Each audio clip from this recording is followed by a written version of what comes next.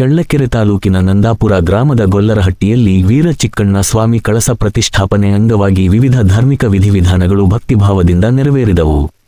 ಈ ಸಂದರ್ಭದಲ್ಲಿ ಗೊಲ್ಲರಹಟ್ಟಿಯ ಗ್ರಾಮ ದೇವತೆಗಳಾದ ಗೋಲ್ಲಾಳಮ್ಮ ದೇವಿ, ಜುಂಜೇಶ್ವರ ಸ್ವಾಮಿ ಸೇರಿದಂತೆ ಸುತ್ತಮುತ್ತಲಿನ ದೇವರುಗಳನ್ನು ಗರಣಿ ಹಳ್ಳಕ್ಕೆ ಕರೆದುಕೊಂಡು ಹೋಗಿ ನಂತರ ಗಂಗಾಪೂಜೆ ವಿಧಿ ನೆರವೇರಿಸಲಾಯಿತು.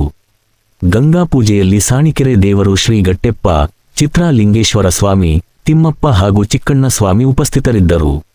ಗಂಗಾಪೂಜೆ ಮುಗಿದ ನಂತರ ನಂದಾಪುರದ ನೂತನ ದೇವಸ್ಥಾನದ ಉದ್ಘಾಟನೆ ಪೂಜೆಗೆ ಎಲ್ಲ ದೇವರುಗಳನ್ನು ಕರೆತರುವ ಮುನ್ನ ಸಂಪ್ರದಾಯದಂತೆ ಕುರಿಗಳನ್ನು ದೇವರ ಸುತ್ತ ಸುತ್ತುವರಿಸಿ ವಿಶೇಷ ಪೂಜೆ ನೆರವೇರಿಸಲಾಯಿತು.